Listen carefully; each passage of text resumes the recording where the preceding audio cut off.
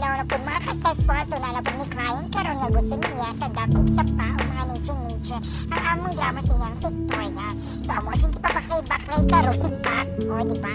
Mas kinakadaw na siya gipapaklay kita mo siya karon o niyang first set o di ba kapakay siya in shower dedicate siya sa may pagwit-wit pa naman siya pa matabang-tabang si ang papa o in ano yung drama.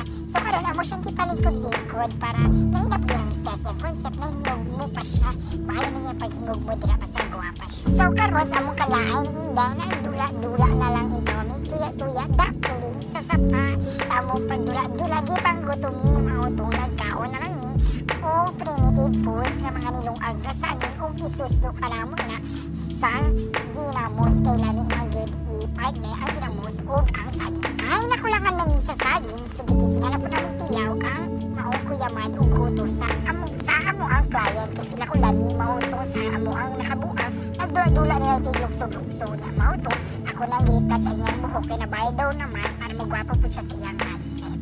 So ano yung last set guys back sino kay dyan ano yung kanto-kanto ang drama sa iya ang devotion after ato nang uli na mi kay lamig kaayo ang adlaw. So subscribe na lang mo guys for our next video.